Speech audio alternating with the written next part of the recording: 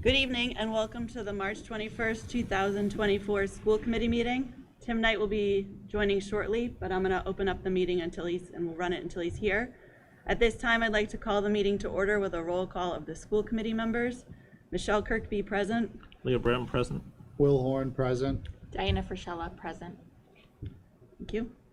At this time, I'd like to open public input. Members of the public will be welcome to comment during the public input, either here or through Zoom. Please raise your Zoom hand. We ask that you keep your camera on when making a Zoom comment and that you follow school committee policy for public input, including speaking for no more than 3 minutes and only on topics under the purview of the school committee. And whether you're here in person or on Zoom, please state your name and address for the record.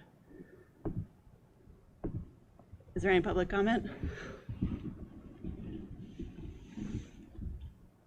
Chris Potts, 7 Curve Street. Actually, I'm going to ask Madam Chair for your request. I actually have comments related to the policies. Would you like me to hold them or give them now? I'm going to actually ask you to hold them because Okay. I do think we have 2 that we will potentially vote on, and I'll Okay. just let Tim know that Okay, great. That's fine. Yeah. I'm set. Thanks. Anybody on Zoom? No. Okay. Next up, we have the consent agenda.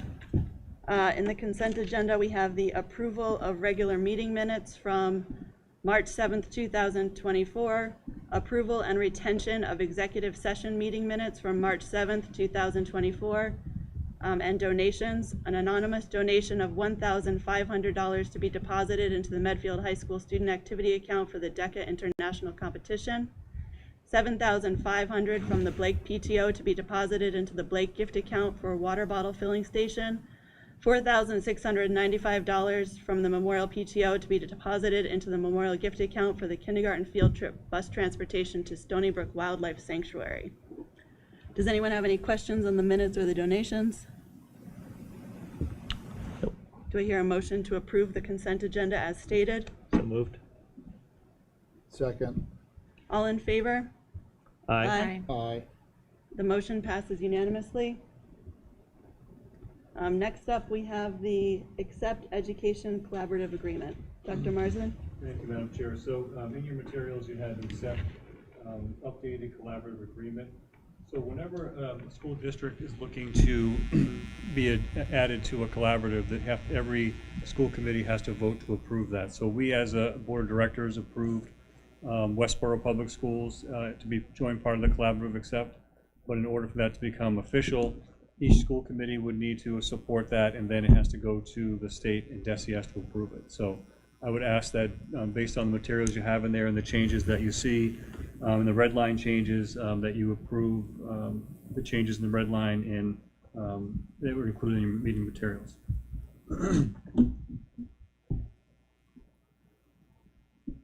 I didn't see anything glaring in there. Anybody else? Any questions or comments? No. No.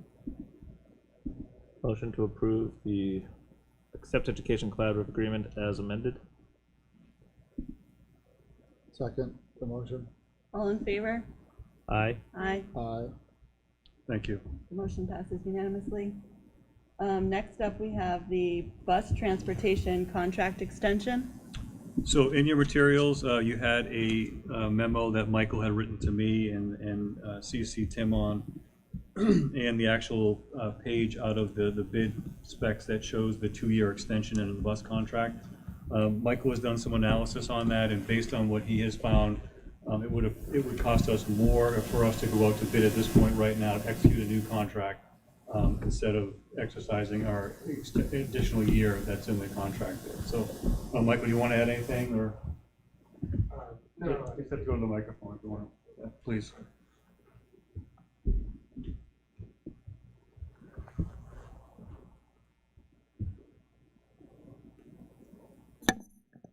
So, our contract, it looks at different, it looks at cost per day, it also looks at gas installation, and then you have the price during the day.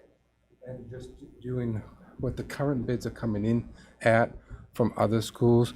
Right now, the cost is $20 per bus per day for next year. And the other similar bids that are coming in at $35 per day. So it's an increase of about $15. So from what our next 2-year extension would be. There's also an increase in gas escalation than from what we locked in 4 years ago. So there would be an increase in that also. So it was my recommendation to extend the current contract. Would you have the right to extend it for 2 more years instead of going out to bid? Because I just feel that, you know, when we did this analysis back in, I wouldn't say December, January, the bids that were coming in were much more than what our current contract would be for the next couple of years. Yeah, there are some districts that are seeing a 10% increase over the current year's transportation. So I think what we had in that initial bid 3 years ago, almost 4 years ago now, Correct. puts us in a good spot. It does put us in a good spot. When you said that you were getting bids from additional busing companies, I mean, we see a lot of the yellow buses around in other towns, and they're the same ones that we use. How many options are there from other bus companies? Yeah, Yeah, I was gonna say, it's I don't what think other we're getting people- bids. I I think mean, he's just so the getting. way it works is usually companies don't want to go into other people's district and start competing because then they are afraid that they're going to lose the districts that they have. This is something that we have brought up Numerous times. to the state officials. We brought it up to, you know, our local officials, that, you know, it's not fair, but nothing has really come out of it. Or, you know, I think, you know, the superintendents I know have brought it up plenty of times. Numerous times. What Michael meant by that was that he was getting information from other districts that were out to bid right now to see what they were getting. Correct. Not that we were getting bids. Yeah. Even if we were getting bids, I mean, when you say this, like, you can think, like, do we have 1,000 There's more than options? Do two. we have one option? We had one option It's a since I've been here. monopoly. It is. Yeah. So They don't have we've the- gone out, since I've been here, we've gone out 3 times and there's only one bid that's come in. And I was 7 years in Rentham and had one bid there as well. Yeah. Yeah, and there's escalating costs with finding drivers, paying drivers. I mean, we're in good shape with that. You know, the other cost is that a brand new bus, because we require that our buses every 3 years are new. So that's already built into our cost. If we had to go out, the cost of new buses is going to go up. So it was a few years ago, even up to about a year and a half ago, it was about $70,000 for a bus, and now they're saying it's about $120,000 to $130,000 for a bus. So, you know, and we have 20 buses, so there's that cost, you know, that is built into our contract would increase because they have to take that in consideration. Where now that they have to change out our buses for next year, but they can't charge us more because they lock those prices in. Out of curiosity, Mike, what's the lifespan and how many years we get out of a bus? We go 3 years. There's districts that go 5, there's districts that go 6. We like to go 3 because these type of buses start breaking down because they're. You replace a third of the fleet each year.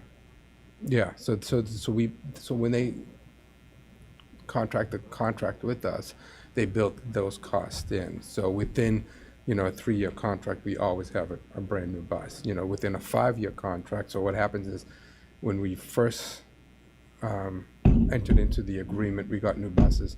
Now this is the 3rd year, so we're going into our 4th year, so now we're going to get new buses for the We last get 10 20, years. we get 7 20 in the buses. same year. Yeah, Oh, 20 in the 20. same year. You Yeah, get they 20. redo the whole fleet. the whole fleet Yeah, gets every redone. 3 years, they do the whole fleet for us. Yeah, Oh, okay. Okay. yeah. Any other bus questions? No. Okay. Motion to approve Thank you. the extension of 1 year transportation contract. For 2 years? I think 2 years. 2 years. Oh, you wanted 2 years, okay. My apologies. Motion to approve the contract extension for 2 years of the bus transportation contract. Second? We can have discussion for that. No, I was just gonna say, do you motion to approve or just motion to vote? Motion to approve. Oh, okay. So you could do it 2 ways. You could do the 1 year, and we'll do the same thing again next year. or we could do 2 years, whatever. I thought you would ask for 1 year, but Whatever the committee Mike said wants. 2. Yeah, whatever the committee wants. We could do it either way. To me, I mean, I read through it, I know I'm late, unless there was substantive conversation until now, but it seemed like 2 years was. Yeah. It's- And it's Sa- the saves- evidence, we should Yeah. say 2 years. Saves time for next year. Just call the vote. So expensive. All right, all in favor? Aye. Aye. Motion passes unanimously. Welcome, Tim. Thank you. We just If you finished, mind, you we might just keep, finished bus. yeah, if you want to keep driving for a minute. just Sure, until no I get, problem. All right, next up, we have the Student Opportunity Plan approval. Sure. So the Student Opportunity Act was passed a few years ago. This was a mechanism for the state to put additional state funds into school districts. And there's about, I think it's 17 school districts that get most of the funds. We are one of the held harmless districts, which means we get $30 per student. So it's essentially part of your Chapter 70 increase. So it's not like you're getting additional money in a grant per se. It's part of your Chapter 70 money. So for this year, it's a little over $71,000 that it would be counted for FY25 for Student Opportunity Act. So what they want you to do is really look at an area in your district that you need improvement, and then target and earmark funds for the next 3 years that are going to improve that. So one of the things that we looked at, what we feel really strongly about, is improving our literacy for students with disabilities. So we looked at MCAS scores, and there's definitely an achievement gap that we see between students with disabilities and students without disabilities on MCAS. So that was an area that we felt was really important. And then we've also been looking at literacy in the program evaluation we did last year, and then the professional development we're doing this year. So as you can see, I'll go through the overview of it as we have written in here, but I think it really captures what we're trying to do. Medfield Public Schools is committed to improving literacy instruction for all students in the Medfield Public Schools, with a particular emphasis on students with disabilities. After careful analysis of data related to literacy, including MCAS scores and outside literacy program evaluation and universal literacy screening results, the district has outlined the following commitments for the next 3 years. Adoption of a science of reading, high-quality instruction. At the elementary school, this district will pilot a science of reading curriculum during the 24-25 school year. The district will adopt a curriculum for full implementation during the 25-26 school year. So a science of reading is, a reading program that focuses on phonics, phonemic awareness, vocabulary, fluency, comprehension, which research out there is a lot of research out there that says that is the best way systematically to teach reading to kids. Increased access to professional development and learning opportunities. Medfield Public Schools will continue to consult with an outside literacy consultant who will provide weekly embedded professional development to include reading strategies, assessments, model lessons, and support with a pilot and full implementation of the science of reading curriculum. Improved programming and systematic instruction of reading for students with disabilities. The district will continue to train and support special education staff across the district in systematic, multisensory, evidence-based reading instruction methodologies for students with known reading disabilities. With the additional staff hired, the district will continue to assess the individual needs of our students and build a culture to support utilizing systematic reading instruction both within the general education classroom and within special education settings. So these positions that we're talking about in that particular is the ones that we added after town meeting in FY24 this current year. So those were the special education / reading specialist, the 1.5 that we added. That is now in our FY25 budget, those additional 1.5 positions. And the last piece is implementation of multi-tiered support, systems of support, or MTSS, framework across the district. Medfield Public Schools is currently developing an MTSS framework for the district that will be completed at the end of the 23-24 school year. The district will fully implement this framework over the course of the next 3 years and utilize building-based point people to support this endeavor. This framework was developed in line with our strategic plan goals set in 2023. So in total, the district will dedicate $213,390, which is the increase of Chapter 70 over the next 3 years. And it's approximate number. To support these endeavors, to support a comprehensive approach to early literacy over the course of the next 3 years. The district will select and skillfully implement high-quality and engaging instructional materials that support culturally and linguistically sustaining practices and foster deeper learning while supporting struggling readers with evidence-based, scaffolded, and systematic instruction. These funds will support the growth and literacy of all students within our district. So that's the overview. The rest of it really is the compliance piece that DESI wants us to explain and all of their questions that we have to put in the security portal, or the GEMS portal as they call it now. But if you noticed in the the last Student Opportunity Act plan we did, we focused on looking at our summer boot camp with students with disabilities, which really worked out well the last few summers. We've had really high interest and high attendance in that. And then we also looked at co-teaching model, which we've done at the elementary, middle, and high school level, where we have a full-time special education teacher partnered with a full-time general education teacher all day, every minute, working together, supporting kids. It's a really expensive model, but it's one that works extremely well for students. So that was what our plan was in the last 3 years, and we've now continued that on through. So we felt like, based on the new data that we got through MCAS and looking at the open architect stuff that we presented earlier in the year, that it made a lot of sense for us to focus on students with disabilities and their reading scores and their reading and their literacy attainment. So that's the quick overview of the Student Opportunity Act. We need to submit this by our, April 1st, but it needs your approval before we can submit that to the state. Now, the last go around with many other districts, us included, we submitted and DESI sent it back and wanted something here, there, and a couple of tweaks. I don't know if they're going to want that this time around, but they did that for almost everyone the first time around. But I think pretty solid plan here.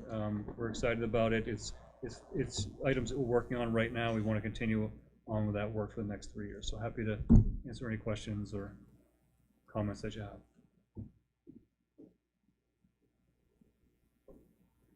My questions are kind of more process-based, I guess. So knowing that you implemented programs 3 years ago, and now we're going to be implementing new programs, do you keep evaluating the previous programs?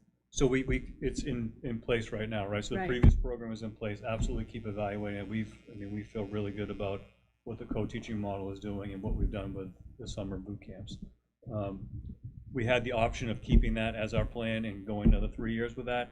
We felt like, because it's now embedded in what we're doing, that we're going to continue to do that anyway. We wanted to focus on something different. Some districts then can say, this was our program for the last 3 years, but we want to continue to grow and improve on it and keep that as part of their thing. So we could have done that. Okay, I see. We could have done that, yeah. That was an option. I don't want to interrupt, because No, go ahead. my head was going to the same place. And then the budget for the old versus the new, it just gets It's captured already in the in there, overarching yeah. Right. budget. Right, so that everything that we've done in the past with the summer boot camp and the co-teaching model that we allocated those funds for in the first plan, that's all embedded in FY25 right now. Okay, So the plan is, after 3 years, what we're doing now, if it's successful, will become embedded into the FY28 or 29 budget. okay.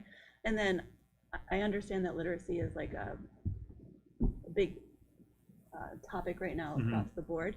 I'm curious, when you're looking at what you're going to be doing for the SOA, how you're soliciting feedback. Do you have a specific committee that's evaluating this? Is it kind of just like hearing things here and there? Like, what's the process, I guess, to decide what the biggest need is to be able to do this? So when we decided what we want to do with the SOA first, or as we're going through it?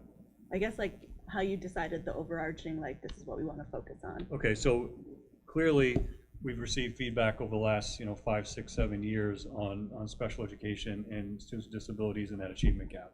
That's something we've been focused on during the data, some of the data that we use, and we wanted to clear this through DESI because we want to make sure that you can use data from the previous year. So we use the data from the Teaching and Learning Alliance, the focus groups. We use the survey data from Panorama. We use the survey data from parents on TLA. We use the focus groups with teachers on this. We use the focus groups with parents on the language review that was done by Kate Shade. So she had focus groups with that. She also had surveys with teachers and focus groups. So all that information was the data that we used to say, this is what we need to focus on. That, of course, in the MCAS scores, and what we could plainly see there was an achievement gap. Okay. And then, so when we're bringing in this as a reading pilot, will this be run similar to the way the math pilot was run? Okay, so there'll be So like we a have- handful of classrooms that are testing this out? Right, so we'll have, from September to October, there will be 3 classrooms per grade level that will be doing one particular reading series, which we haven't decided yet because the committee's still working on that. And then from October to the end of November, there'll be another series. So the same classroom will work, the same 3 teachers in each grade level will work on that. There'll be surveys to parents like we did with math, surveys to the kids, getting their feedback on what they like, surveys to the teachers. And then the teachers that are doing the pilot, they then share with their grade level and kind of what they see, what the strengths are, what the weaknesses are. And that's part of their role too, is during common planning time to share their experiences with the rest of the teachers. So it's pretty, it's a great, Christine has a great structured process that she does with the pilots. And I think this is, and I'll just give you an example of someone I know really well who might teach in another district close by, is their pilot is giving teachers access and having them do a couple of lessons, give feedback, and then they're just going to implement something next year. Okay. So we're spending, months doing a pilot and getting the good, the bad, and what is really working well, what's not, making that decision, that committee makes that decision, and then that gives us time for training in the spring and in the early summer for implementation the next year. So I think it's planned out pretty well. I think it's really thoughtful, and it's a way that respects the opinion of the teachers and lets them really make that decision based on their own experiences, not by, just looking at one or two lessons. Okay, last one. Yeah. I saw in there that there would be additional training in Wilson, OG, and Ravo. Mm-hmm. How many additional staff members will be trained in these? So OG is typically, OG and Wilson typically with special education teachers working directly with students. Right. So that wouldn't be something that would be across the board of all of our teachers. We've had a lot of teachers train, I'm not sure what the exact number is, but it would be probably the rest of the special education staff that isn't trained right now. Okay. So we've put a lot in for OG, Orton Gillingham, the last 2 years. And we hired some folks that are trained in Wilson, which has been great. And then everyone uses Foundations, which is a Wilson program too. Okay. So that carries over into that. One of the things we're trying to do, because our teachers have done really, really well with reading instruction, we want to try to get a program that kind of marries the great stuff that they're doing right now and then adds a little bit of the science and reading stuff to them. Because, for instance, Wilson is, Foundations is science and reading, and that's just the way you want to teach it. So we want to preserve that because we've had really good luck with that over the last 10 years or so. We've just expanded that to third grade this year. Third grade loves it. So we want to try to pick a program that will allow us to still do that, but then expand on what we're doing with the other instruction. Okay. Makes sense. When we pilot, is it every grade in the elementary school? It is. So, and how do you pick the three classrooms that do it? So typically what happens is that the principal meets with a grade level person, and the grade level person meets with their team, and then we look for volunteers, for people that want to do, because it is extra work. Because you're going to be learning a new curriculum, you're going to be implementing that curriculum, and then part of what you need to do is communicate that to your colleagues, right? Yeah. Every couple of weeks, this is what I'm seeing, this, that kind of thing.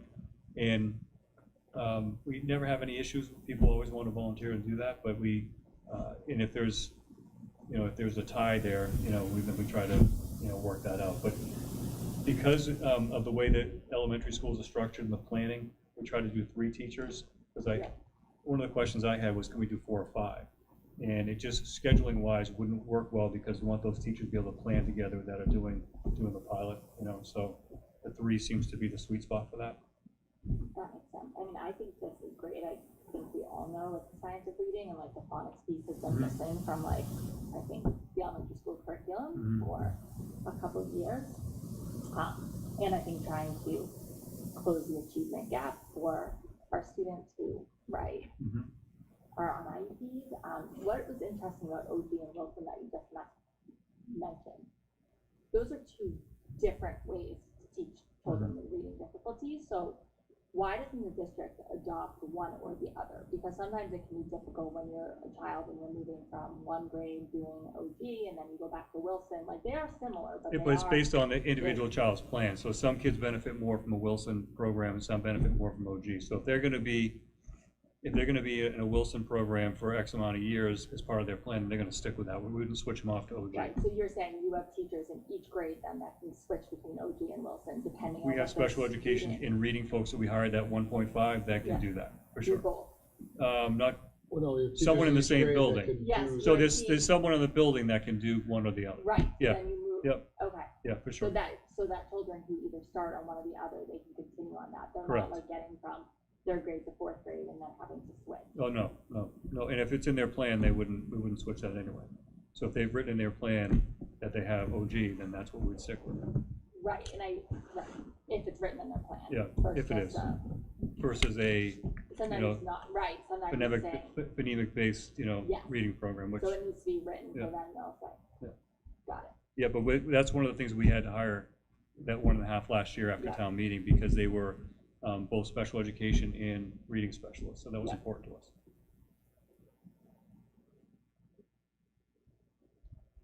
Anything else? No, those are good questions. And I think there's a lot of, Yeah, take over. there's enough conversation and discussion. I think we try to, when there's something that's a little more substantive conversation, if there is any public comment, or I think we're all prepared to vote, right? So just want to hear. Is there any public comment here or on Zoom? Before we vote? Nope. Sorry? Oh, thanks. No comment, okay. Is there a motion to approve the student opportunity plan as shared in the packet? So moved, Michelle. Second? Okay, all in favor? Aye. Thank you. Unanimous. I think next up is the approval of overnight trip for Medfield High School. And good news, the So the- DECA competition, or do I say it correctly? DECA. DECA. DECA. I was so geeked up after the last meeting. I watched the videos and all. I just have to learn how to enunciate. Yeah. So this is based on the trip you guys approved last time. Right. So that we had 5 students that qualified, so we're really excited about that. This year, the competition is in Anaheim, California. I think it was in Atlanta last year. So this is kind of a longer trip for them. But we have Mrs. Schaefer and another teacher, another adult will be going with the 5 students. In the consent agenda, you saw there was a $1,500 donation.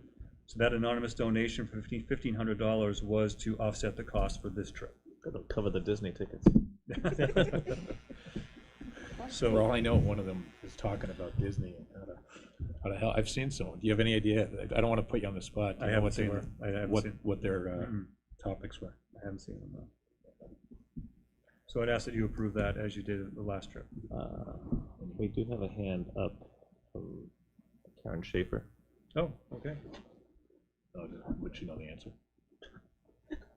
She would, of course, she'd know About the the answer. Disney tickets? I Yeah. don't know, I gotta promote her, right? Yeah, promote her. She'll tell you exactly what they are. Oh, really? Oh, because she's there. Yeah, if everyone's okay to it. It's just an interesting one. Hello, Karen? Hello. Thank you so much. You were asking about what they are competing in. It's buying and merchandising and finance. So every event is typically either a role play scenario or a written event. We still have not had anyone get to the international level on a written event, but our kids are really creative and come up with good plans, so we have role plays again. Awesome. Awesome. So, okay. So based on how they did the role plays on those topics in the Heinz, they did so well that they advanced.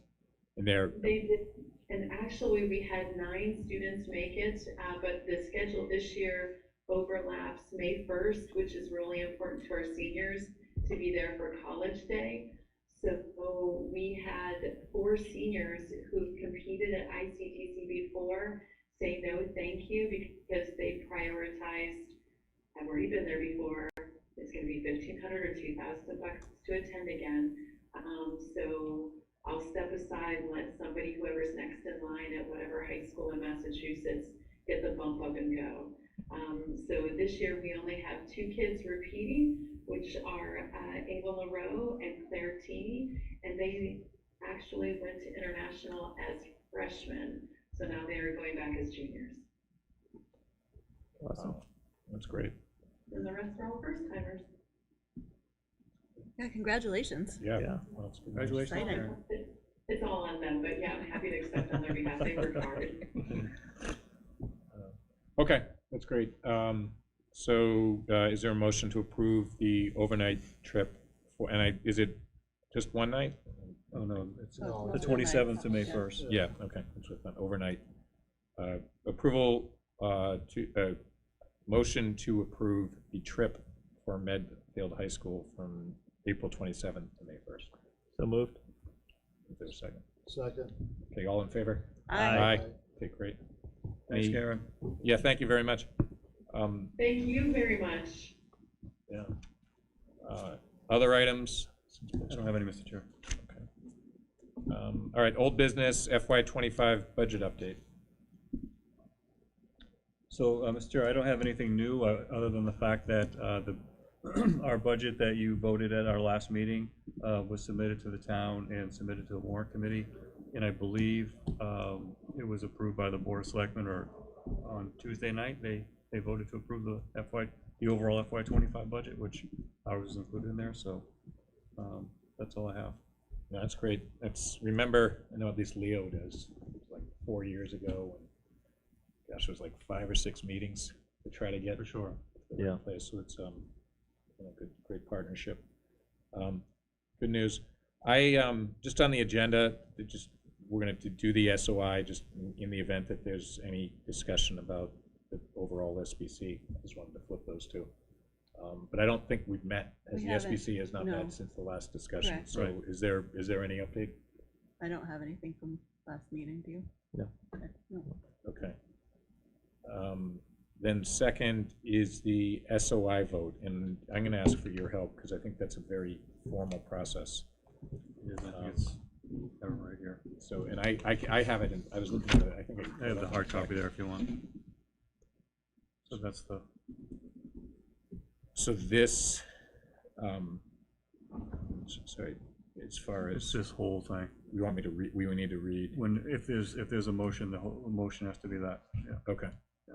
Okay. So in your materials, you have the most updated statement of interest that we put together, the draft one. So there's still a couple of things we got to do there as far as updating, but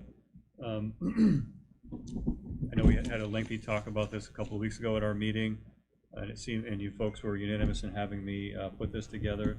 So the vote is to authorize me to submit this to the MSBA as in the motion that Tim will read. If you do that, it does say pretty much it's, you don't, it doesn't hold you to anything, doesn't guarantee you funding.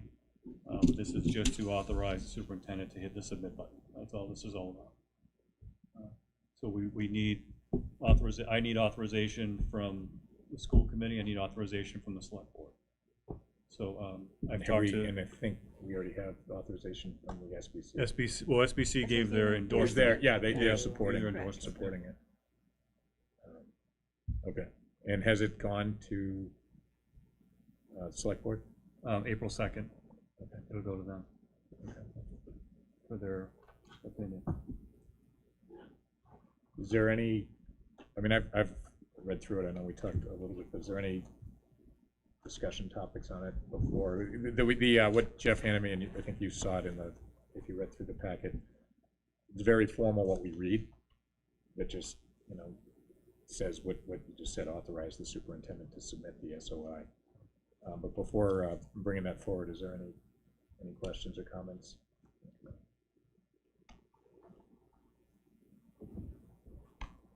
While you think about it, is there any public comment on it, either on Zoom or in the room?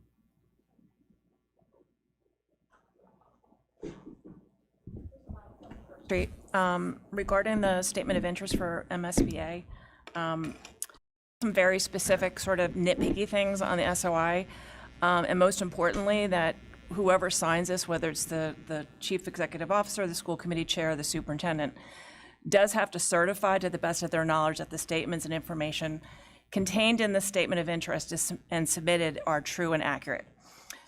There are some relatively small things in here that are actually not true. They're not accurate. We do not have a master facilities plan and/or educational plan within the past 5 years.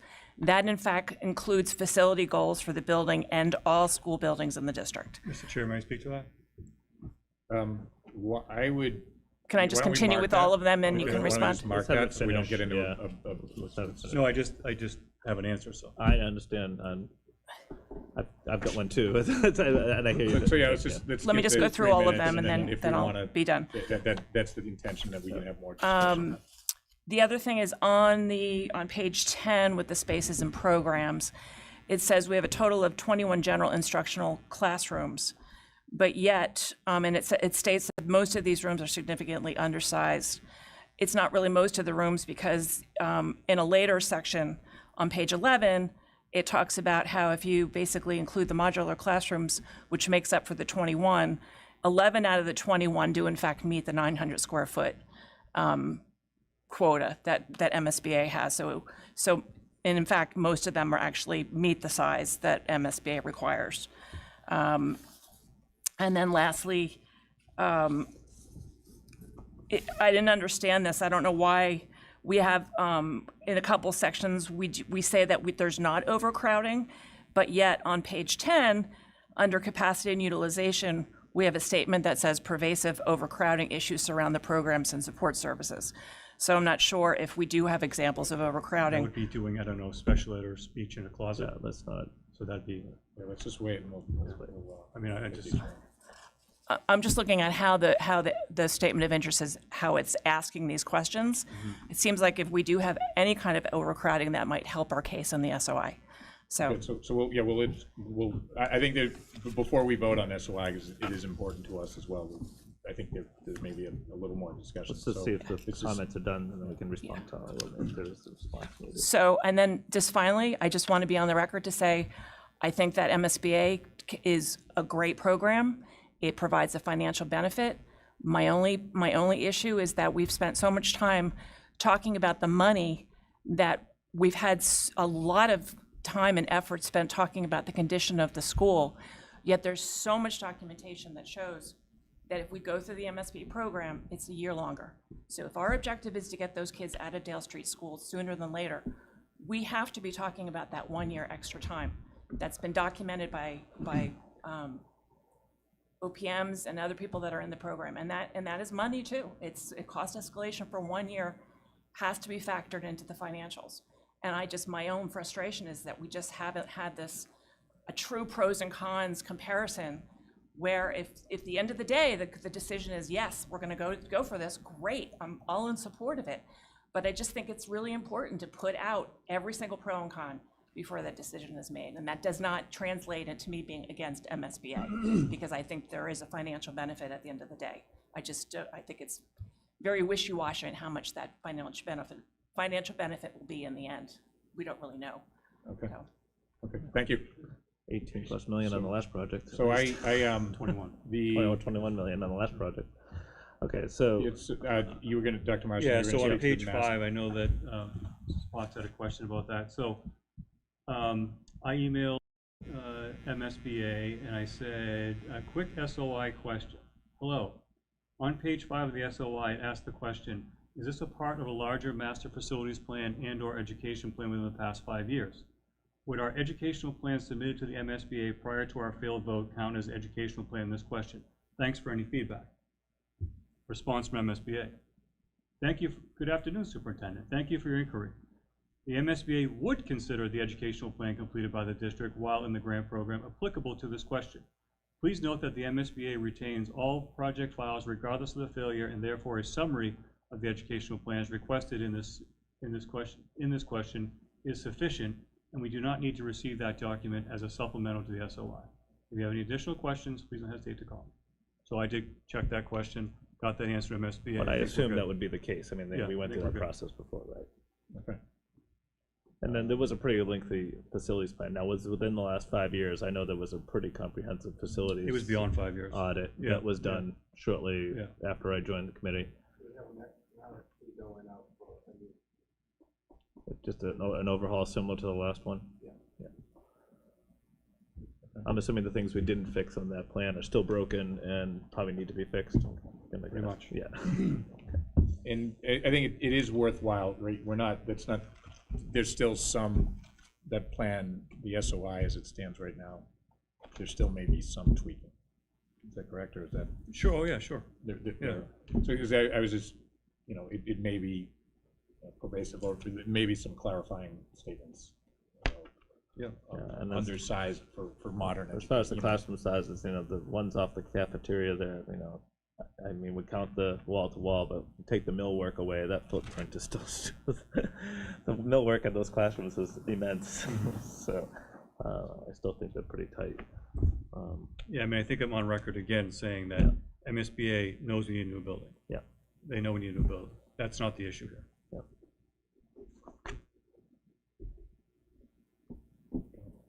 As far as the scope of work in my, you know, I am against the idea of, you know, I know it's not binding, but the idea that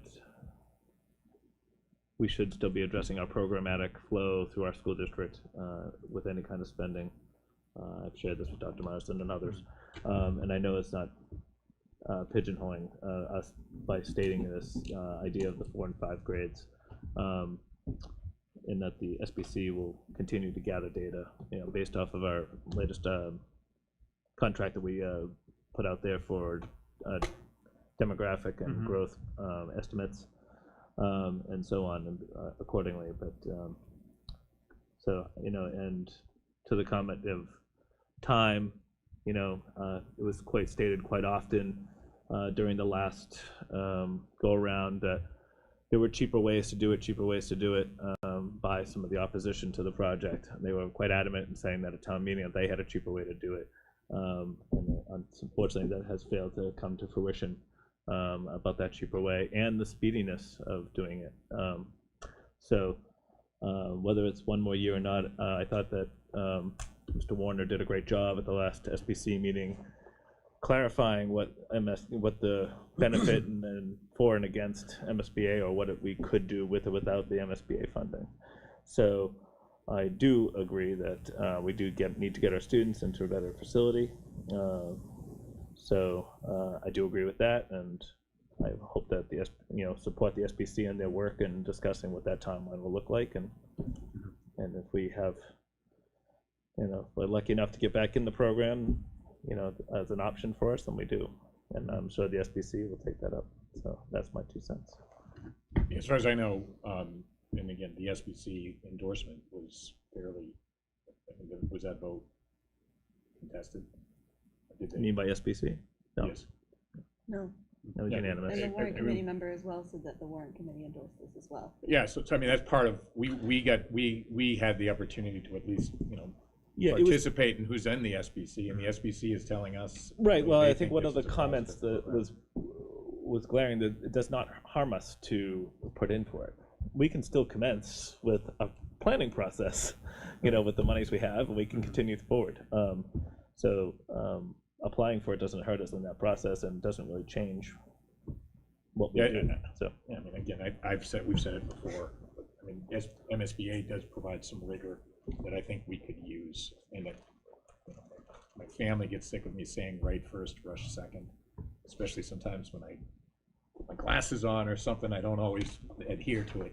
with both bows. It's an inside joke, yeah. But this is one, though, I feel like we are continuing to do the work, so Yeah, I nobody think wants to take longer than we should. But I think the question or the concern was is if we commence in a feasibility on our own, can it be used? Can that work be used towards MSBA? Or if we hire a architect or consultant to help with that, I think my recommendation would be to just hire one off of MSBA's list.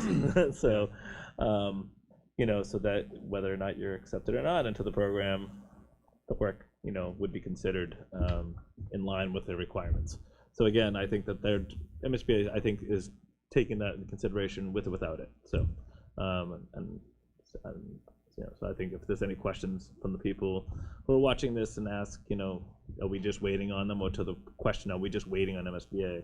That didn't seem to be the case at the last meeting. No, definitely not. No, so. Okay, and did anything else come through on Zoom or any other? No other folks in Zoom.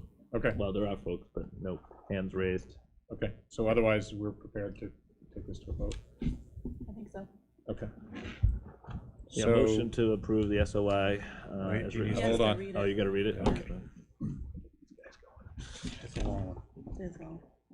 Resolved, having convened in an open meeting on 3/21/2024, prior to the SAOI's submission and closing date, the school committee of Medfield, Mass, in accordance with its charter, bylaws, and ordinances, has voted to authorize the superintendent to submit to the Massachusetts School Building Authority the statement of interest form dated 3/21/2024 for the Dale Street School located at 45 Adams Street, Medfield, Massachusetts, which describes and explains the following deficiencies and the priority categories for which an application may be submitted to the Massachusetts School Building Authority in the future. Replacement, renovation, or modernization of school facility systems such as roofs, windows, boilers, heating, and ventilation systems to increase energy conservation and decrease energy-related costs in the school's facility.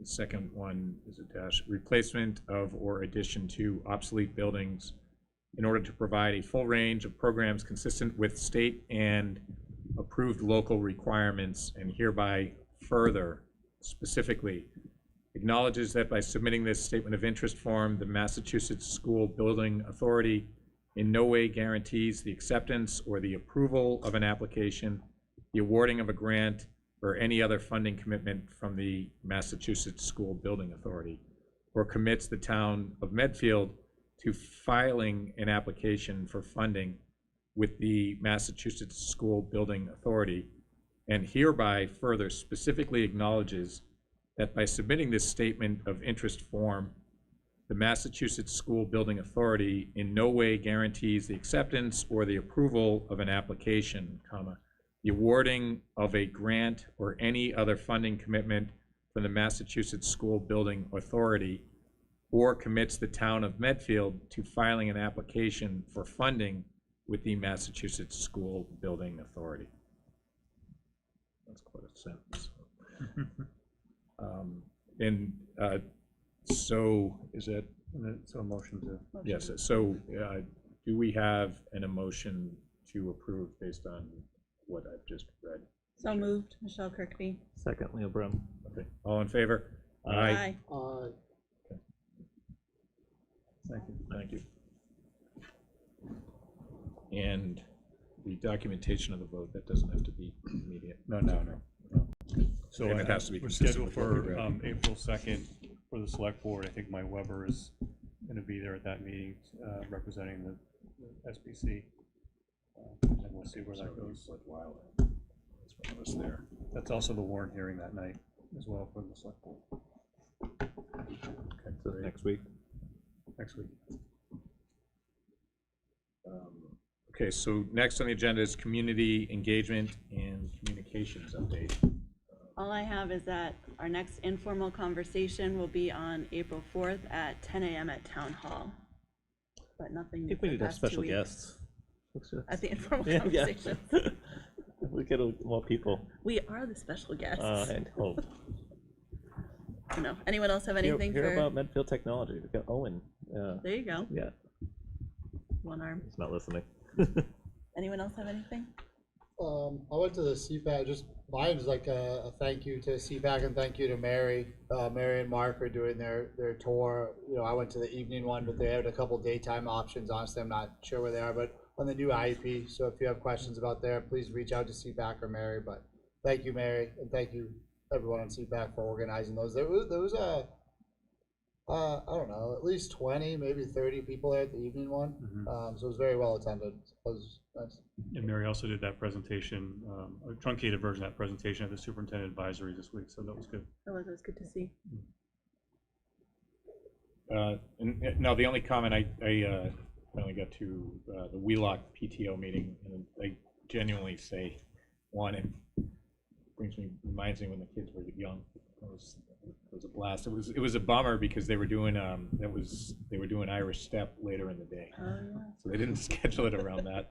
But I thank them, and I think what I see at Wheelock, I think is consistent with what occurs in many places. But just my comments. One, it's a great place to learn. I learned about who to hire, and maybe if you ever wanted a painter, because it's some work they're doing, and different things. But you could learn all kinds of things in town that you may not pick up otherwise. So if you're not on PTO, maybe join. They move fast. They see it. They see a need.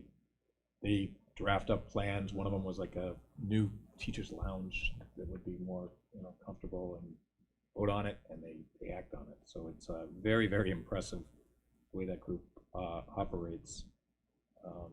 And I also, hats off to Seema, who was running that meeting. These are just my notes. So organized, keeps it moving, getting so much done. So, I know that's not most interesting, but it's always helpful to see that, and it makes such a big difference for what we're able to offer within the schools. Yeah, they do a lot of great work. A lot of great work, for sure. Great programming this year, too, Yeah. some of the topics.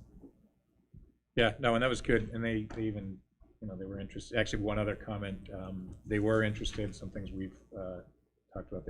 We talked a little bit about the school start times, and they had a couple good ideas as you're working on the school-wide or district-wide communications plans. That were like there was very lively topics that they gave feedback as well. So that was that. And speaking of school start times, so one thing I think, so everybody on the committee hears, I've had a lot of travel, as you know, including today. But so Tell them that you had just flown in. I just said you were a little late. yeah, I know, I came in Sorry, from he Ottawa. just flew in. It was nice to be out there. But I had asked, Diana filled in for me for the initial start time committee, and then I was traveling again, and it made more sense to try to have consistency. I haven't gone to any, so if we're gonna have 2 members on that, and just stay consistent. So one, thank you for joining, and thanks in advance, because I think you're gonna stand. But so yeah, you guys, I think you had a meeting last week, is that right? Yeah. Yes, we had a meeting last week. I think it was a little less attended than the first one, so just based on schedules, but what we did was we did breakout sessions based on different topics that Mary and powers to be identified, right? So one small group talked about like communication or pros and cons to parents, and then we came out as like a round table, and everyone gave their ideas and like what they came up with. So I think lots of conversation. I think lots of good points made. I think the next step in the process is we're going to be sending a survey to parents to get their input. And I know, Will, that's your small group, is working on that. Yeah, so I'm on the group that will be making the surveys with a couple other people. But yeah, I'd say the biggest announcement, like Diana said, would be like before April break, and really in early April, there'll be a survey going out to all the parents. Might be students too. We're trying to figure out if we need to do another one, or if we can use the Metro West survey that says a lot of the things our kids don't sleep enough. But if you're a parent looking for the survey, if you want to voice your opinion, well, one, you can always reach out. But there will be a survey coming out. I'll say before April break to be safe, but it'll probably be really the next couple weeks here. I think the other big point to make, which I think has been a point of confusion at first, talking to the different group, is that we're not just proposing to flip elementary school and high school. There is some perception in town, and I think that some people know, they think it's just like elementary starts at 7:40 or whatever time, and now the high school starts at 8. That's why I put that in that email, just to make sure that. Exactly, so I think that's still Yeah. dispelling that myth, Right. that it's not like just a straight flip, where we're having conversations at these meetings about, what that timing would look like, but it's not that, definitely, so. You can't say Could that be enough. that. It could be anything. It could be It anything, could be but, anything. but It's it's not not, that or that is not nothing. the only Yeah. option on the table if we change, start times. I think it's whether it's what we do here in the schools or in other walks of life. Sometimes when you start to look, you say, hey, are there other little things that we can do while we're doing this that really drives betterment? But yeah, I've had a bunch of people. Walking the dog takes a little longer lately. What's going on with that one? So yeah, but one actually, hey, I read the minutes. This is what I read. Out there. So that's good. And you guys, so you'll have a next meeting in probably sometime before the break in April. Yeah, I think our next one's before April break, and then there's one in May. And then will the meeting minutes from that be added to the folder on the It will be. soonish? Yeah, I have to actually ask them for that. Okay, Oh, nope, it's April 10th. okay, It's on a Wednesday, so that's our next meeting. great. And yeah, thank you for doing that. I saw Mary too, and thanks, Mary's leading that. And Robert, yep. Mary and Robert. So, okay, great. So next up is the policy review. And just one comment, I think, before running through this. In the last meeting, we talked about bringing forward, because we've done the extensive review of all policies. We are still waiting for Jim Hardy, our MASC rep, to get us a couple of the drafts. So that's why we don't quite have all of them. But why don't we run through this just in order, as in the packet? And did you say something? No, I think I'm great. I'm just looking at the list.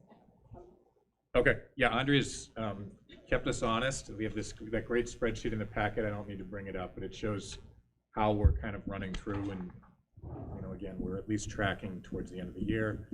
Obviously, there's items that could be more discussion or even hold them out as necessary, but that's going on. So starting off for the first reading for policy manual section A, is there any comments or questions or discussion items? Yeah, Well, so, sorry. or we're here, during public comment, Chris came up and said she had comments on the policy, and we just asked her to wait. So you can just let her know when you want to hear it, but in place of a public comment, Maybe she it's, wanted to talk maybe we about should policy. ask that person which ones. Yeah, do you want to talk about which ones, or do you want to just talk about all of them now? Okay. Okay, let's get through A and B, and then just as first reading, that's first reading, and then yes, C and D, we would probably take public comment, because it's a potential vote. Yep. So, yeah, so A and B, and let me just look at one other, my sheet, because it has the history. Yeah, these are the, the secondary, or the updates for A and B, so, which again are listed in the, on the agenda and are in the packet. So is there any comments or on those, on either A or B? And if there's not, that's okay. Okay, so, and then we'll talk about policy section C and D, and I guess might as well take public comment on that now, because it said we would hold off until that. It's okay by me. Chris Potts, 7 Curve Street. Some of you may know who have been on this policy committee. I've pretty much gone to every meeting or sat in via Zoom. It's a lot of work, so I applaud everybody that's been working on this. I only caught a couple of very small things and a couple of things that were just confusing, so I figured I would bring them forward. I just noticed, and I know you were changing all the words from selectmen to select board. I just missed one in CB. Just figured I'd let you know that one. CFR, the replacement of the policy regarding principal authority. Over the years here at Medfield, with our original policy, our principals had a lot of autonomy, and it was something that eased their jobs quite a bit. My concern is with the policy revision, that now not only do our principals need superintendent approval of their decision-making, now they also need approvals from central office administrators. It just feels like we're making our principal jobs a lot more difficult and bureaucratic, so I just figured I'd mention that. In CL, administrative reports, a previous requirement for reports from the superintendent was changed to, quote, may. I really believe that if we're being data-driven, our school committee should be requiring certain kinds of reports about our schools from the superintendent and on a regular basis. So I would not use the word may. In DI and DBJ, regarding financial management, there seems to be conflicting language between DI and DBJ. DI states that school committee will receive, quote, periodic financial statements showing financial condition of the school department. Yet DBJ, even though it's specific to budget transfer authority, it expresses an assumption that school committee will receive quarterly financial reports at its meetings. So somehow there's a little bit of a disconnect between those two policies. And that's it. Thank you. Okay. Thank you. I think one comment, it is, so the overarching process is, again, this will be the first one where we're voting for approval. It would be approval in form, meaning that's the first one that's sitting in the new policy manual. It's not enacted at that point. I would not be surprised, there might be some typos here or there, you know, things like the select board, which is Chris called out in CB. I think we may do, you know, one more global find, you know, something like that. So, but that seems like it would be a natural, if it's select man, or, you know, we switching that, we should look to do that.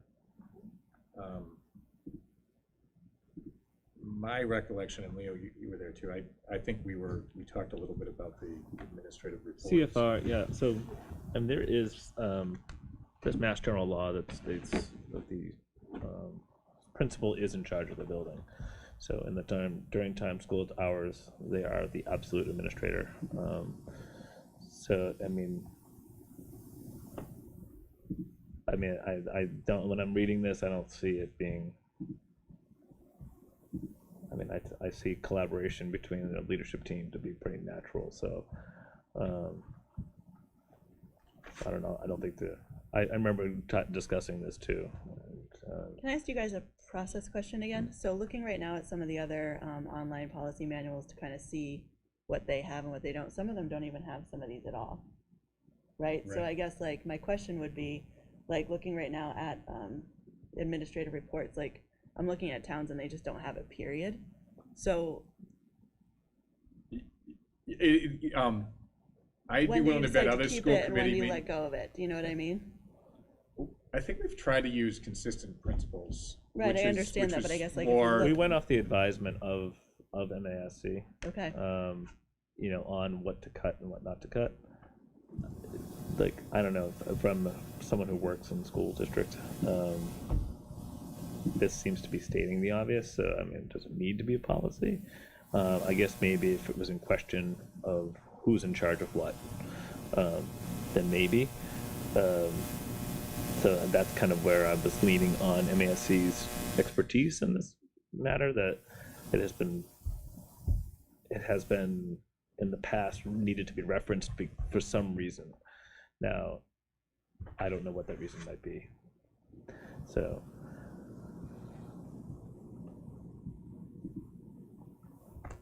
Yeah, like lots of these towns don't even have this. CFR. LCS. Yeah, either of them. Neither of them. It's just not in their manual, period. So my question to the committee would be, is there, you know, specific items in there that are concerning?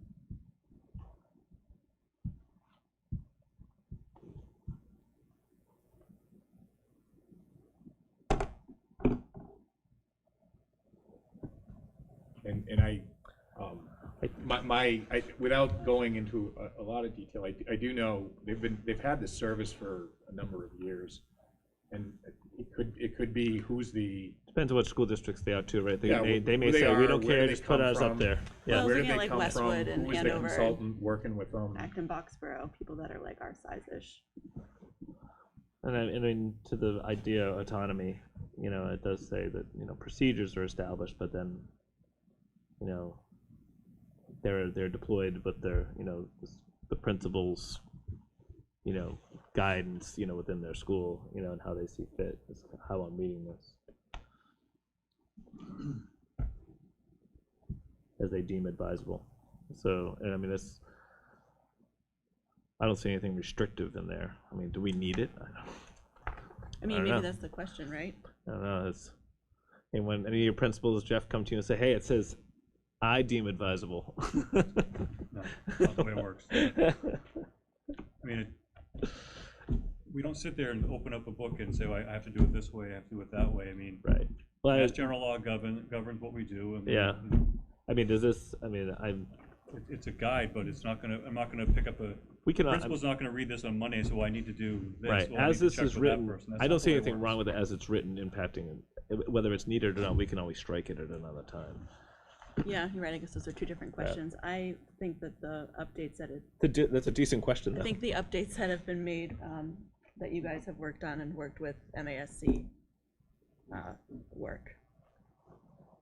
I think the important part, again, is some of the modernization of the language was a big part of that.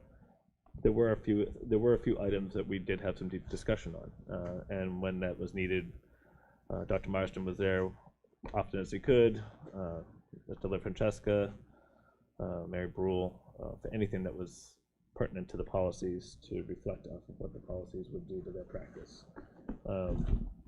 Or if there was something just way out of left field. I guess the question of whether or not if it's needed, you know, So I think. there were a and couple of those.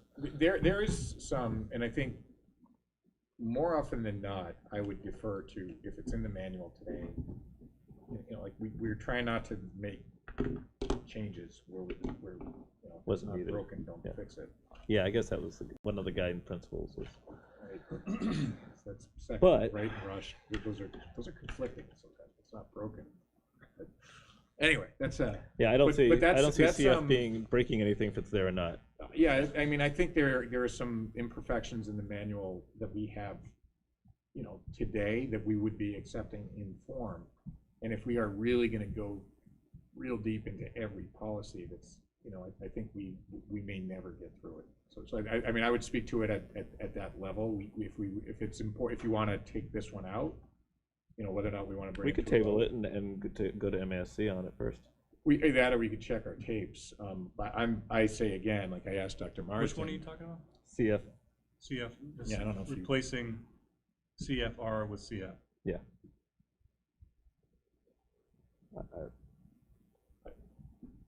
Yeah, I mean, some of these, the reason, I want those ones. I guess I don't know the reason why it's there. But it says you can cross-reference CFR Yeah. in CF, right? You kept that line. Yeah, we did. CFR is being taken out. Right. Right, CFR is being taken out.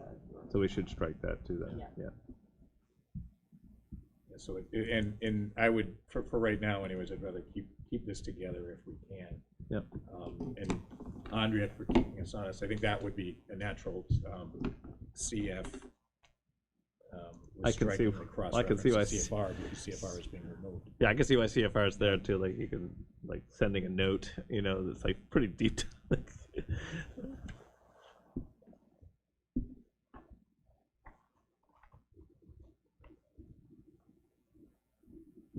I know. What do you recommend?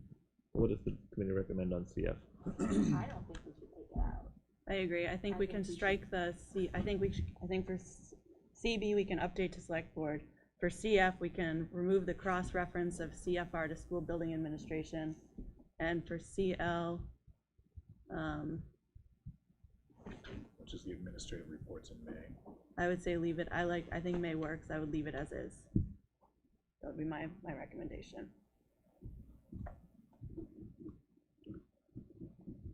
I'm good too. Yeah, I come forward with, you know, a part member of the policy subcommittee, that's why I'm okay with that. So, okay, I think, so why don't we, because C was potential vote, so we okay, just based on the conversation, taking that to a vote? I'm comfortable voting with the, taking, for CB, updating the select board, for CF, removing the cross-reference. Those two changes. Yes. You want to vote as amended? Yeah, Correct. so is What do there, you guys think?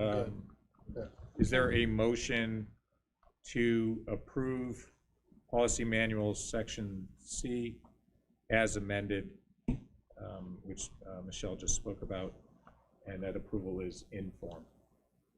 So moved. Second. Second. Michelle, okay, all in favor? Aye. Aye. Okay, great. Section D, is there any, again, we talked about we had an initial round of, or no, we haven't. Any questions, comments? And I'll be honest, some of this I would have to defer a little bit to Dr. Marsden and Michael if they haven't. I think we're, through the public comment, it was DBJ and DI, correct? And are they, is one stepping, I'm oversimplifying, but are they saying the same thing? So I would need to review those again. If anyone else has.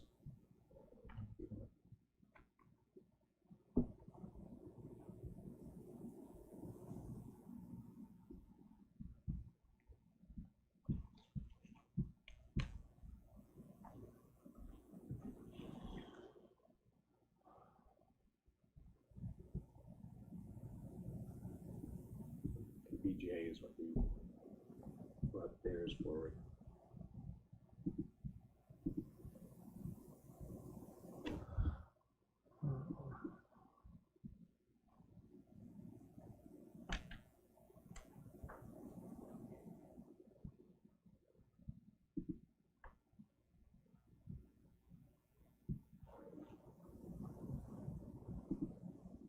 These look like they're in line with other school districts.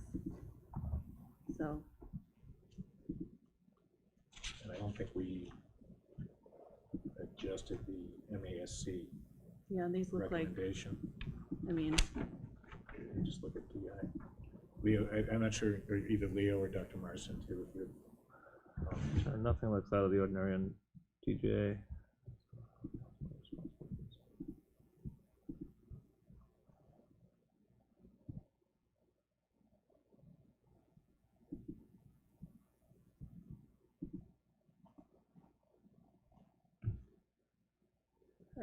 Westwood's the only one, they don't have DI period, they just have DBJ, but everybody else seems, the other ones that I had popped open all seem to have what we have for both of those, so. DI's got a legal reference to the Board of Education as well.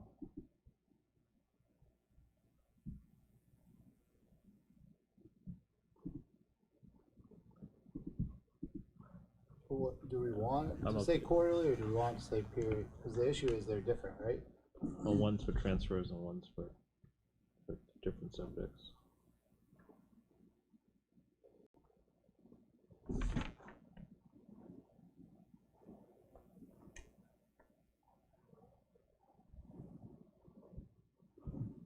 I mean, I don't know how often we get them, but we do get them. Mike does update us throughout the year.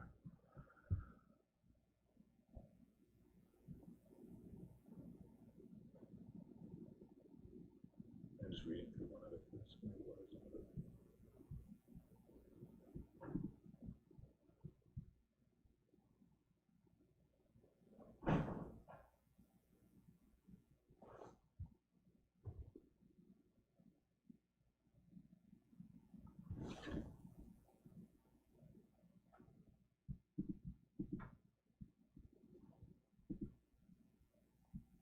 Yeah, and there's a reason though, as part of the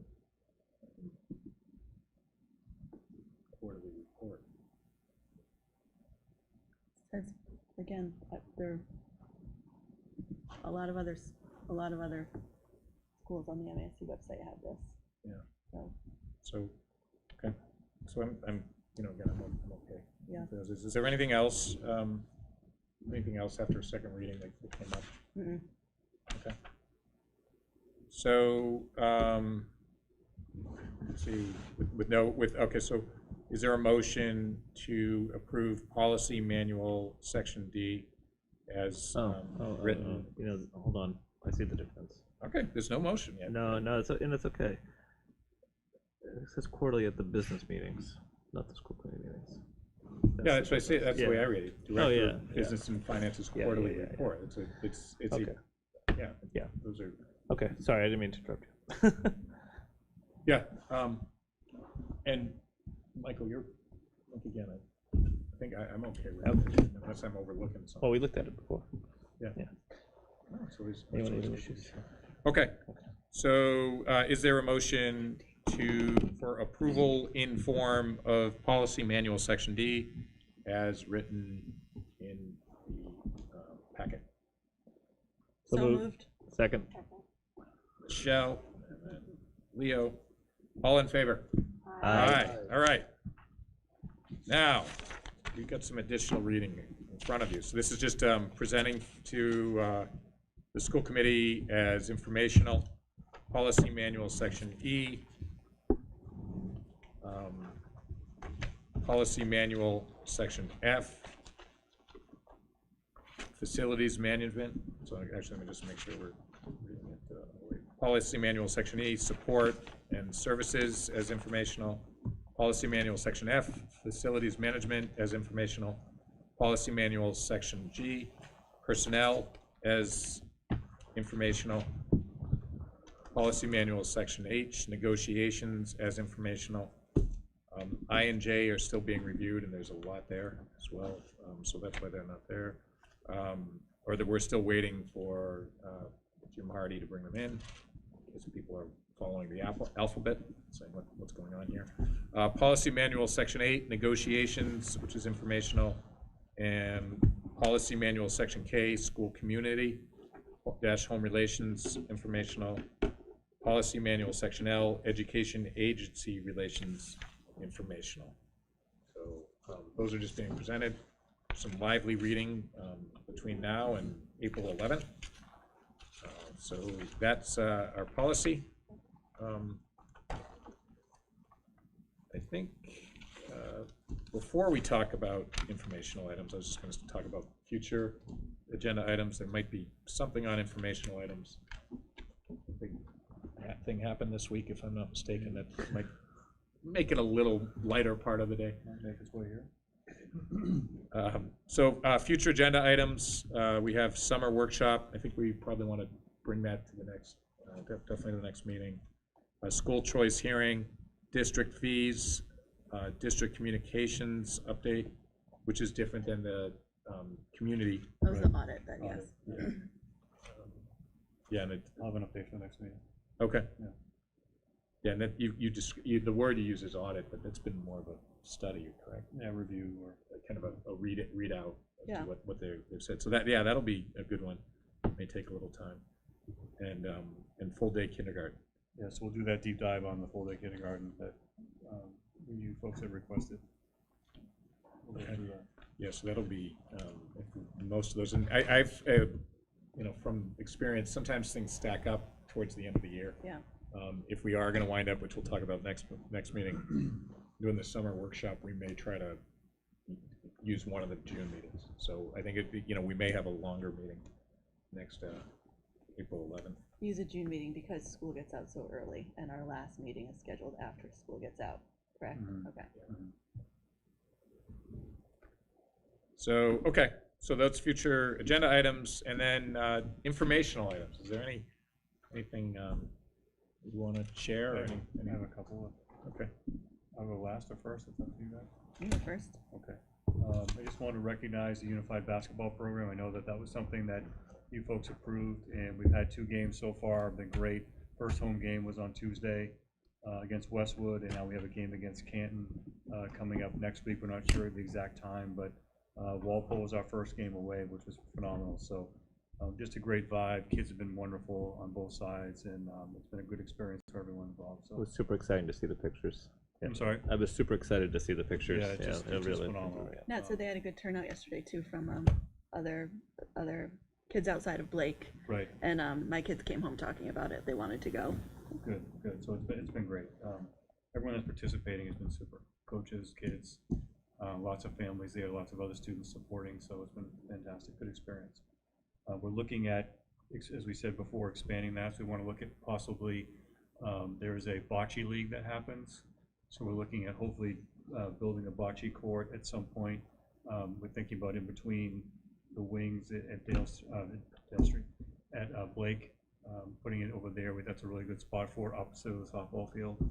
And I believe that season's in the fall, so we hopefully can do something like that over the summer. So we're looking forward to that. I'm nervous about that one. And just one thing I thought we might consider as a committee. And you're is talking like the rolling bocce. legit Yeah. bocce. Oh, yeah, sweet. yeah. So Get some Like weekend. the tossing not one, you right? still have to toss it though, yeah. The ones I use. You have to at the- toss it. You can Exactly. throw it in the air and then it lands. Right. Right. Yeah, you don't. But on the have a- proper no windows court, though, nearby, it's- right? it Oh, doesn't, yeah, it's you on a know, court. You know, like sand and gravel, and, Yeah. nice court, yeah. I'd like the committee to consider something in either our next meeting or the meeting after. As you know, our girls won the state basketball championship this past weekend, but we've also had state champions. We had six state champions this winter. We had the girls basketball, we had three separate swimmers, and one of our giant slalom kids on the ski team. So I'd like to invite them into a school committee meeting just for recognition, something that we could possibly do in the future for kids that get for statewide championships, that kind of thing, so. Yeah, absolutely. Be good to do. So looking forward to that, and it's starting to get busy for the seniors, as Molly would tell you, because she's at the senior Maybe fashion show let our- now. They've let our really state started reps to pick know, up too. some of the events that happen, so it's a fun time of year for them. Oh, yeah, that's a good call. Yeah, let our state reps know know that we're doing that, that we're for sure. honoring the state champions. I would say, would you ever do it during like a different sport, Dr. Marsden? I don't know how much, you come in here and you win a state championship. Yeah, Well, we're I mean, super excited. I'd rather stand in front of our crowd, that's a you good know, point, Will. not to Yeah. put the cart before, but we might make some more state tournaments in the spring, and Mm-hmm. if kids walk out on the field and give them it there, it might feel different than like a room with What do you mean, three Will? fans. Yeah, what do you and- mean, Will? It's actually a really good idea, maybe you do it at one of the lacrosse games or something. Yeah, we will Yeah. host the home lacrosse, I Right. don't wanna jinx anything, but No, but even, we have a lot of, even on like a people that show up senior at night, lacrosse like, games. just, yeah. Yeah. Okay, I'll share Caleb that with cross the high team, we're school. gonna bring out these championship teams, so you better. You better. Get It's out. just in No front of a pressure. crowd that's Or screaming like- instead of in Yeah. front of the seven of us. Have to kick it off. Yeah. Right, it doesn't need to be like there. I mean, you might like that, but that would be kind of I think interesting. it's good to recognize those other sports too that I think don't get Agreed. Mhm. as much visibility Mhm. as some of the team sports do. Or more, like. And just as a- team sports. Especially Incredible this team. accomplishment too. so. This year, you have to really get it in and make an effort to practice skiing. You gotta find snow. Snow. No kidding. That's all I have, Mr. Chair. Okay, no, that's great, and that was exciting news for the girls' basketball. That's always, they're always great. It's huge. It's exciting. Bandorama and Spring Fling, I went to both of them last week, just to call out, like, I think, right, our music program is, I think, exceptional here. It's impressive to see kids that Yep. young playing, and I think it's also nice, right? Like, there's something else besides, like, right, athletics super important, all those championships, but music, right, for those kids, they do an exceptional job there, and it's really impressive to see that, I think. Bandamere was pretty tight in there.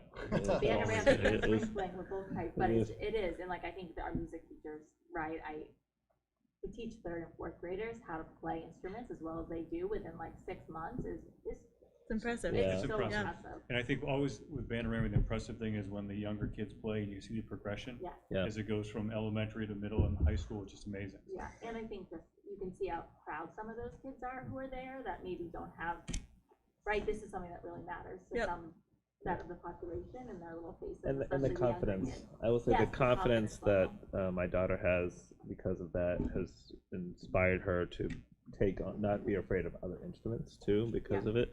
So currently plays 3 instruments, ready to pick up guitar next. That's awesome. So she's, and I can just say it's because of the sport and whatnot that's coming from the schools. Yep. So Yeah, I think it's great that we have the program. loudest French horn, I'm sure, out there. No, even Diana, what you say, I, I'm thrilled.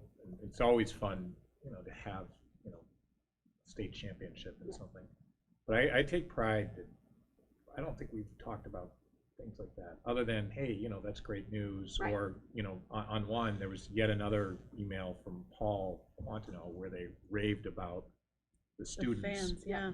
And, That's a nice you know, like the way they were so polite, Yep. and, like, that's the stuff we do talk about, and I think that, that's really important, and Yes. I hope, we all know, anyone who has kids and they're playing sports, it's a massive commitment, It's there's a huge commitment. sometimes some pressure. Well, I think DECA, band, any of this stuff, so it's nice to see the variety of Things that your kids can things that exceed your in. kids can Yep. do, so we. Excel in. So I love, maybe we could put that as a future agenda item, but maybe it's like is there a way in achievement? Because even when you said that the deck, I was like, there's a few, what gets tricky, it's probably just like graduation and Right. whatnot. You say, when do you start to draw the line?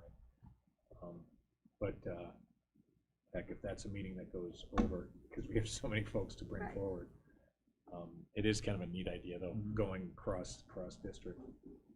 Sounds great. So we can why don't we add that as a agenda item that would probably be fairly brief, maybe give it a little thought. Sure. Okay. Next, anything else? I think anything else on informational? Okay, great. So next meeting is April 11th, 2024. We did pretty well on time. That's because Michelle was here and kicked us off. And I was shocked in my I do 9 have minutes. We were. I do have one question actually, and it was a late email that came this morning. I'm not sure if you saw it about Kidsborough. Yeah, I saw that. The only question I bring it up at this meeting is it going to impact any of? I'm evidently, according to this person, it's going to impact their children and coverage and care, child care. And for the people watching, evidently there's some sort of issue with Kidsborough's lease or something like that. So, yes, I was gonna say, so Kidsborough sent out an email to all the parents impacted who go there. So basically Montrose owns the building they're in, is taking the building back to use for something. Gotcha. So their lease is up.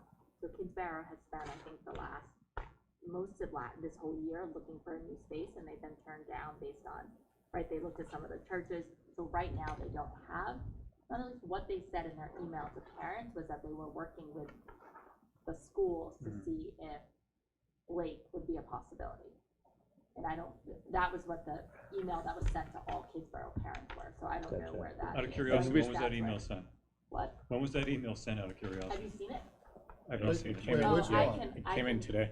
No, No, well, it's the one that from the email's one to out. parents. Parents were notified over a week ago. I will forward it to you. Okay, that'd be great. My sister's kids go there, so I don't she had know. called me asking. So, cause she had called to say, and I had no idea about it. So I'll forward it to you. So basically the email, I think, said that they were inquiring with the schools They to are, see. yeah, So I don't they've know done if they that. have yet or not. They but have. Are you okay? Yeah, I was gonna they say have. their email implied that they had. Okay. Yeah, I just don't, I'm not familiar with the I knew it's there. I just didn't Yes. know if it's an all-day program. I know it's going to impact staff, and from that It's not perspective. an all day, so in the summer, they do stay open all summer versus Yep. MAPS does not stay open in the summer. Right. And then they do normal, right, after school, Yeah, similar to MAPS, except they go a little later. I think they go to 6:30. So just to give you guys, we've been in talks with MAP because they're looking for additional space, and they're frankly our first priority, because we've had that partnership for, for over 30 years. So we're looking at that, but Kidsborough has reached out to us, and we're gonna meet with them the next couple of weeks to take a look at some space, but MAP is a priority to get extra space for them because they need it. Yep. And then we'll look to see At if we have anything. all locations, or just certain ones? I'm sorry, At all locations from MAP? MAP, yes. Yeah, All that's three? Yeah. All 3 locations, not just 4th and 5th? They're looking for, I think that there's a concern about whether or not the Park and Rec will renew their lease. Right. So right now, we're just looking at additional space because of Kidsborough. But there is a concern that MAP has that Park and Rec may not renew their lease, so that Is would be a there whole something other else issue. urgent going in When will Parks and to Rec make FAF? that decision? I don't know. When I talked to Annette, she wasn't sure when that decision was gonna be made, but as I said to Annette, and I always say that we have the same clientele, right? Yeah. We see the same kids, so we'll do what we can to make sure that we can provide. They already used a chunk of. They already used Dale at 4 and 5 right So now. why don't, Yeah. if this item needs, an agenda item, just so we're not going too, I think informational items are intended to. Yeah. Yeah, and that's fairly what big, that but was There's just some lively conversation. kind of looking for some. I didn't know what the impact was, and I remember I think I heard a little bit, and then we got an email today. So Yeah, and I think it's a top of mind for parents. Sure. right now. Absolutely. Kids do we, go do there, we know how right? I much think how big that- the population is there? I do not know what the I'm sure at this population time is of year there. too, because most people Sorry, don't. I couldn't hear you. No, with how big the population at Kidsborough is? Like 60. 60. Oh, It's that's a 60. good number. Wow. I didn't realize it was that big. 'Cause that facility doesn't So we look have that buses big. that stop there. Yes. Yeah. So we did Yep. that, and so we did. So I think it was a surprise to a lot of us. But like I said, we've been working with MAP for a couple of months on additional space, and now they came back to us and said, listen, if Kidsborough can't reopen, we're gonna need additional space, because they've had a waiting list for 3 or 4 years, so Yes. MAP has. Well, I've always said that our schools get used as much out of the 6.5 hours a day we're educating them as much as they're in. So Right. I'm not surprised, so. Sorry, didn't mean to. Okay, derail. so why don't we add that Yeah. if, you know, appropriate, it's like potential items. So, yeah, thanks for bringing that up. Yeah, that just came in today. Okay, great, so, and I don't think, I guess, motion to, So moved. Second. all in favor? Aye. Aye. Uh,